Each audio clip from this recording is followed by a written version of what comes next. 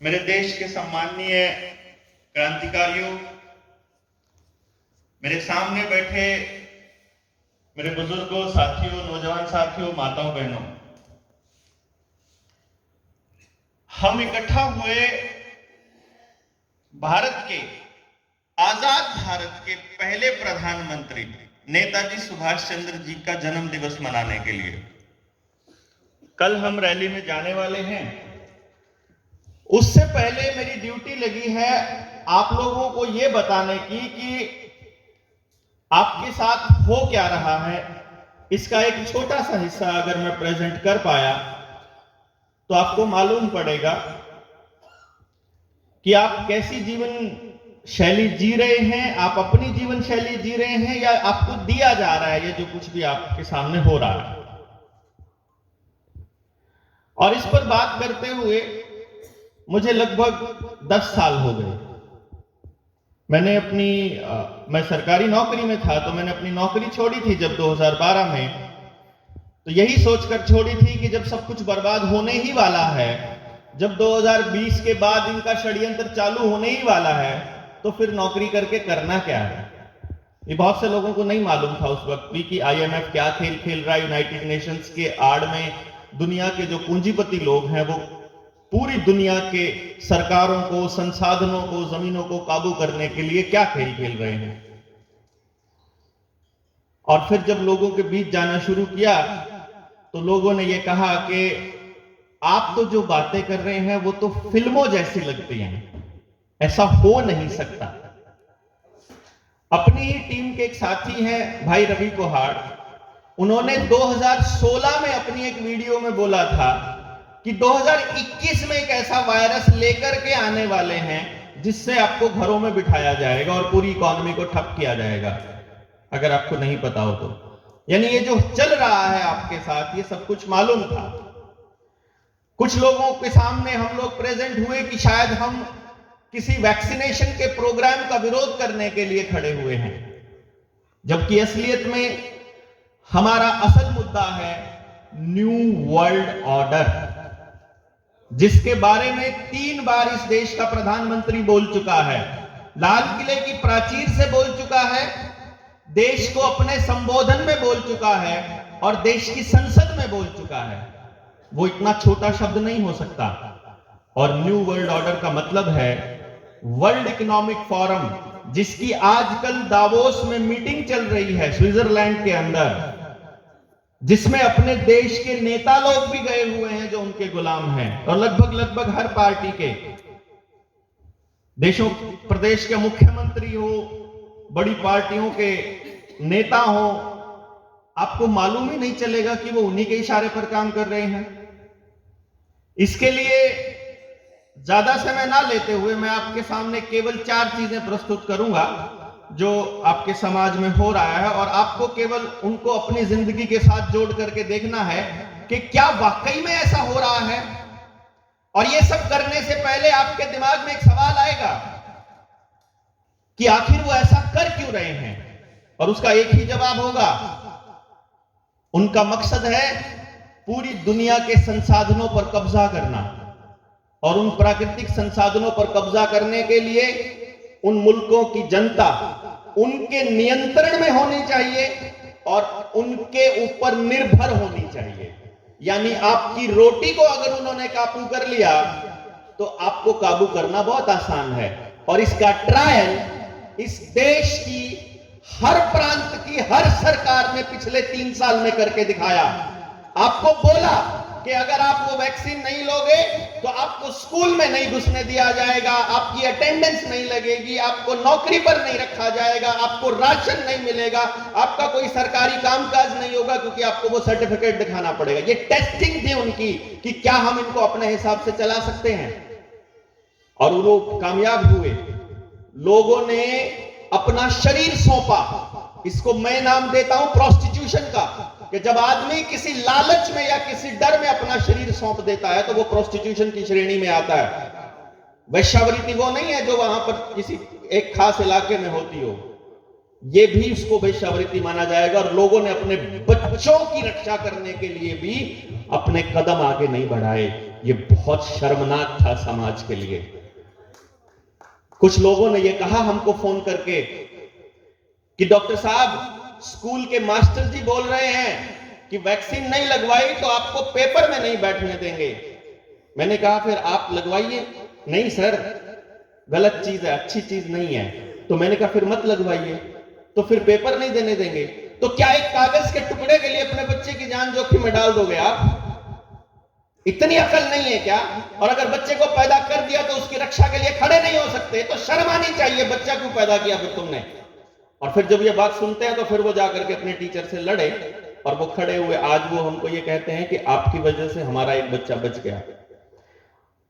मेरे बच्चे की क्लास में 10वीं में था जब वो, उस वक्त जब ये चालू हुआ बच्चों के लिए, उसकी क्लास के 3 बच्चे हार्ट अटैक से मर चुके हैं। और उनके मां बाप को अलग से फोन करके बोला था कि मत जाना तुम लोग। अब ये समझ में आया क्या ये केवल वैक्सीनेशन का खेल था? नहीं, एक तरफ वैक्सीनेशन चल रहा था, दूसरी तरफ आपकी जिंदगी का सारा डेटा ऑनलाइन किया जा रहा था आधार कार्ड के साथ जोड़ करके। और केवल यहां बंगाल में नहीं, हमारे दिल्ली में, हरियाणा में, चंडीगढ़ में, मध्य प्रदेश में, झारखंड में, J&K में, सब जगह यही हो रहा था। एक ही चीज कि आपको एक बार इन कंपनियों के डेटा के ऊपर लेकर के रख दिया जाए। अब मैं आपको वो 4 चीजें बताऊंगा। समाज में 4 तबके हैं आपके पास, 4 तबके। एक वो जो खेती करता है, जो जिसका सीधा सीधा जो रोजी रोटी चलती है वो जमीन से चलती है। दूसरा वो जो नौकरी करता है, चाहे सरकारी या प्राइवेट। तीसरा वो जो दुकानदार है या मैकेनिक है, अपनी दुकान चलाता है। और चौथा जो मेहनत मजदूरी करता है। इसके अलावा तो नहीं है ना 4 लोगों के अलावा समाज में। खेती के लिए मैं आपको बताऊं, खेती वाले के लिए अलग से इंतजाम किया है, क्योंकि यहां लगभग हर तबका बैठा होगा। तो उसको लगता है कि केवल मैं परेशान हूं, लेकिन मैं आपको वो तस्वीर दिखा रहा हूं कि देश का हर नागरिक उसी लेवल पर बैठा है। खेती में काम करने वाले व्यक्ति के साथ क्या है? 99% किसानों की जमीन कर्जे के नाम पर बैंकों में गिरवी पड़ी है। उसको फसल उगाने के लिए ज्यादा खर्चा करना पड़ता है और उसकी आमदनी उससे कम होती है, तो रोज उसका कर्जा बढ़ता जा रहा है। आने वाले वक्त में उनकी जमीन छीनना आसान हो जाए। उसी किसान को पानी के लिए भी कंपनियों पर निर्भर रहना पड़ता है, क्योंकि बिजली के लिए कंपनियों पर निर्भर रहना पड़ता है। पानी का नया कानून आ रहा है कि एक लिमिट से ज्यादा पानी खर्च करोगे तो फाइन लगेगा। आपके घर में सबमर्सिबल होगा तो फाइन लगेगा। बिजली का नया कानून आ रहा है कि आपको प्रीपेड मीटर लगवाने पड़ेंगे और आधार कार्ड के साथ कनेक्ट करना पड़ेगा। आपको खाना बनाने के लिए गैस आपको पाइपलाइन से मिलने वाली है। शहरों में शुरुआत भी हो गई है, बहुत से शहरों में। और सबका कनेक्शन किसके साथ? आधार कार्ड के साथ। पूरे परिवार की डिटेल आधार कार्ड के साथ। और आने वाले वक्त में आपकी चाहे डिग्री हो, आपका हेल्थ का डेटा हो, आपकी ड्राइविंग लाइसेंस, आपका वोटर कार्ड, आपका पैन नंबर, आपकी ITR, आपका बैंक अकाउंट, आपकी गाड़ी का रजिस्ट्रेशन, आपके घर का रजिस्ट्रेशन, आपके खेत के कागजात, आपका बिजली का बिल, पानी का बिल और गैस का बिल, हर चीज आधार के साथ जुड़ गई। और जैसे आज अजय चक्रवर्ती साहब यहां खड़ा होकर के आपको कह रहे हैं कि अपने देश के लिए खड़ा हो जाइए, आने वाले वक्त में जिस आदमी ने इस स्टेज से यह आवाज लगाई कि देश के लिए खड़ा हो जाइए, उसका और उसके परिवार का आधार कार्ड सिर्फ एक बटन दबाना है, आपकी सारी सेवाएं बंद। तो आप बोल नहीं पाएंगे, आप अपनी मर्जी से खाना नहीं उगा पाएंगे। किसान अपनी मर्जी से खाना नहीं उगा सकता, क्योंकि खेत में बोने के लिए उसके पास अपना ओरिजिनल बीज नहीं है, उसको बाजार से लेना पड़ता है। अपने घर में अगर जानवर पालने हैं तो उनका बीज उसके पास नहीं है, वो भी बाजार से आर्टिफिशियल इंसेमिनेशन से पैदा करना पड़ता है। और आजकल सरकारी आंकड़ा यह कहता है कि 45% से ज्यादा हमारा नौजवान नपुंसक और बांझ हो चुका है। हमको GMO खिलाया जा रहा है ताकि हम और नपुंसक हों। हमको जीएमओ खिलाया जा रहा है। ये तो हो गई किसान की हालत, समझे?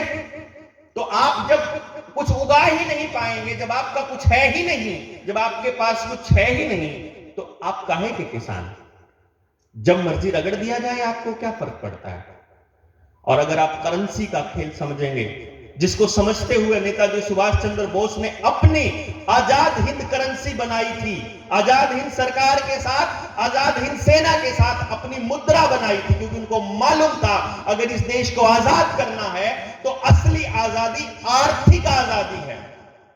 उस खेल को हम नहीं समझ पाएंगे तो आपको यह मालूम पड़े कि आपकी जमीन हथियाना बहुत आसान है। इस पर अगर संजीव भाई का नंबर आएगा तो वो बताएंगे कि किस तरह से रगड़ दिया जाए। मान लीजिए आपकी जमीन बैंकों की है, तो जब आपकी जमीन हथियानी होगी, जब उसका नीलामी करनी होगी, तो उसका मालिक कौन हो जाएगा? बैंक। और अगर बैंकों का मालिक अडानी और अंबानी हुआ तो देश का मालिक कौन? अंबानी और अडानी।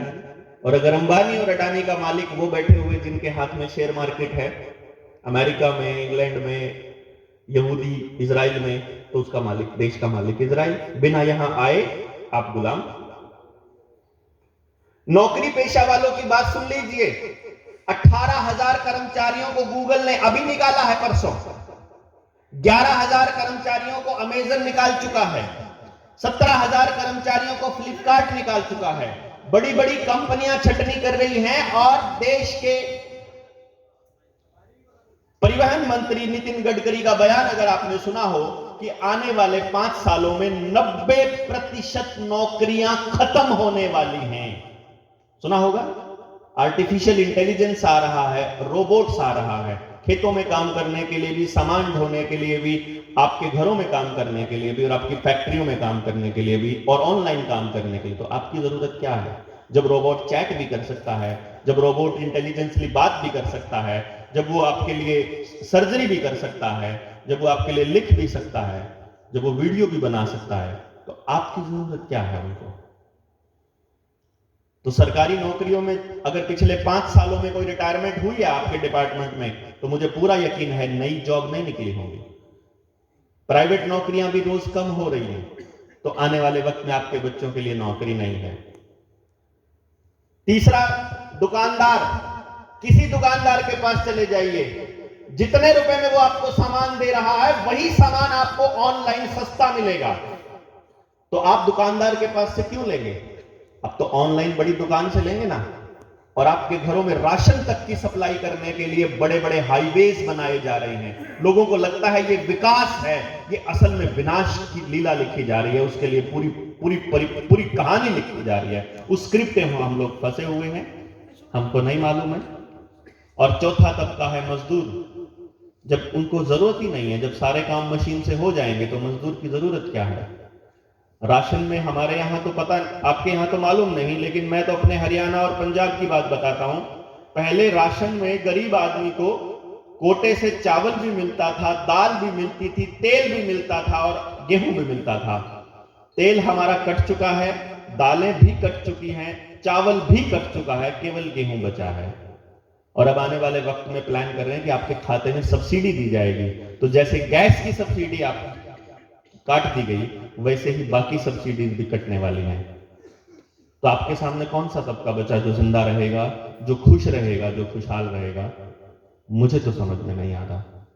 मैं तो अपने बच्चे के सामने, अपने बच्चे के भविष्य के सामने एक घोर अंधेरा देख रहा हूं, और उस अंधेरे में एक रोशनी की किरण ढूंढ रहा हूं। और वो रोशनी की किरण होंगे लोग, वो होंगे देश के लोग।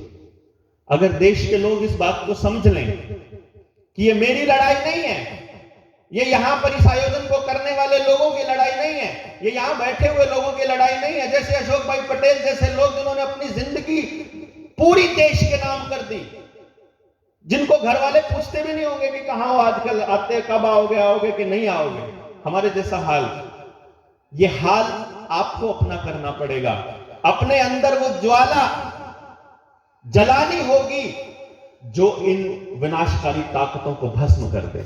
इसके अलावा मुझे कोई रास्ता नजर नहीं आता है।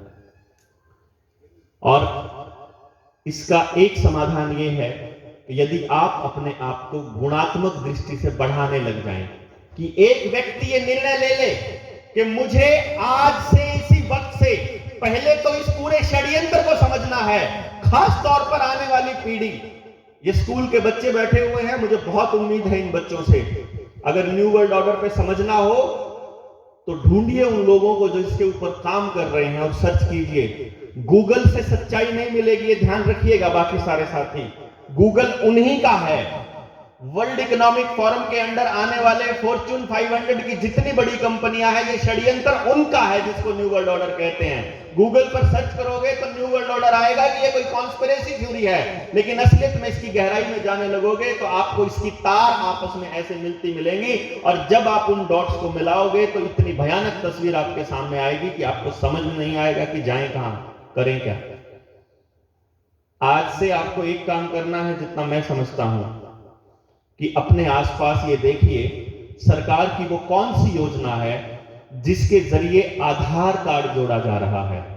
सबसे पहले लोगों को बताइए, आधार कार्ड किसी भी चीज के साथ जोड़ना मैंडेटरी नहीं है, कोई कंपल्शन नहीं है, कोई जबरदस्ती नहीं कर सकता। दूसरा, सरकार को सरकार मानने से मना करना पड़ेगा और वो थीम जारी करनी पड़ेगी जो हमने हरियाणा में की। हमने वहां एक मोर्चा खड़ा किया जिसका नाम रखा जनता सरकार मोर्चा, कि जनता ही सरकार है, हम मालिक हैं, तुमको जो ताकत मिली है डिसीजन लेने की, निर्णय लेने की, वो हमारे वोट से मिली है।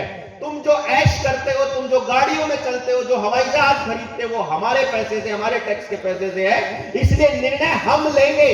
तुम निर्णय लेकर हम पर नहीं थोपोगे, हम निर्णय लेंगे और तुमको बताएंगे कि तुमको कौन सी पॉलिसी बनानी है उसके हिसाब से। और अब हमने वहां हर जिले में हमारी एक बहुत बड़ी टीम खड़ी हो गई है। किसी कलेक्टर की, किसी डीसी की, किसी सीएमओ की या किसी मंत्री की औकात नहीं है कोई निर्णय लगा दे वो हमारी मर्जी के बिना, हमारी मतलब जनता की मर्जी के बिना। वहां 1 मिनट के अंदर लोग इकट्ठे हो जाते हैं। जब सरकारों ने दोबारा से चालू किया अगली वेव लाने के लिए कि 500 रुपए का फाइन लगेगा मास्क के लिए, तो जनता सरकार मोर्चा के साथी जा करके ऐलान करके गए कि हम इतने बजे फलाने चौक पर होंगे, तुम हमारा चालान काट के दिखाना, हम इतने बजे वहां होंगे, तुम फोर्स करके दिखाना, हमारे बच्चे स्कूल जाएंगे बिना कोई सर्टिफिकेट दिखाए, तुम रोक कर दिखाना। स्कूल में मास्टरों के लिए लठ लेकर खड़े हुए हम, तब जाकर के इनकी अकल ठिकाने आई और पूरा भारत खोलना पड़ा इनको, फिर कोर्ट से भी डिसीजन देने पड़े। मैं ये पहले दिन से कहता आ रहा हूं, आप आज आइए, आप कल आइए, आप 10 दिन बाद आइए, आप 10 साल बाद आइए, आप सब कुछ बर्बाद होने के बाद आइए, आपको सड़क पर आना ही पड़ेगा। आपके पास कोई रास्ता नहीं है और उन बच्चों को लड़ना सिखाना पड़ेगा जिनको अभी तक आपने किताबों में उलझा करके रखा है। क्योंकि एक चीज दिमाग में डाल लीजिए, अपने बच्चों को जिस चीज के लिए तैयार कर रहे हो, चाहे वो सरकारी नौकरी है, चाहे वो प्राइवेट नौकरी है, एक बार उन नौकरियों में सिलेक्शन का प्रतिशत चेक कर लीजिए, आपको पता चलेगा हर भर्ती में फेलियर रेट है 99.9% से ज्यादा। अगर 1000 भर्ती होगी तो 10 लाख फॉर्म आएंगे, 0.1% सिलेक्शन होगा, इससे ऊपर नहीं हो सकता। आप कितनी मर्जी मेहनत कर लीजिए। तो केवल बात किन की हो रही है अखबारों में? जो पास हो रहे हैं। और हम बात किन की करते हैं? वो जो 99.9, उनका क्या करोगे? उन बच्चों को सारी जिंदगी इसी दिशा में लेकर के जाओगे कि तुम फेलियर हो? नहीं, हर बच्चा कुदरत ने अद्भुत पैदा किया है और ये समाज की जिम्मेदारी है कि वो खड़ा होकर के खुद से निर्णय ले कि मेरा बच्चा क्या पढ़ेगा, बड़ा होकर समाज में उसका स्थान क्या होगा, और उसके ऊपर किसी तरह की जबरदस्ती ना किसी सरकारी कर्मचारी की चलेगी, ना किसी प्राइवेट कंपनी की चलेगी। और कम से कम अपने समाज में से शिक्षा, स्वास्थ्य, न्याय में से पैसा खत्म करना पड़ेगा, क्योंकि जब तक इन व्यवसायों में पैसा रहेगा आपके बच्चे खुश नहीं रह सकते। यदि इसके ऊपर जितनी मर्जी बात कर लीजिए, लेकिन मैं मोटा मोटा आपको बता चुका हूं, निर्णय आपको लेने होंगे, सड़क पर आपको आना होगा, बच्चे आपके हैं, समाज आपका है, इसका समाधान केवल आप कर सकते हैं। लेकिन जब आप खड़े होंगे तो तो आप देखेंगे कि आपके आसपास और बहुत से लोग हैं जिनके सीने में यही आग जल रही है, और उन्हीं लोगों की खोज के लिए हम निकले हुए हैं। इतनी सी बात के साथ मैं अपनी बात खत्म करता हूं। जय हिंद, जय भारत।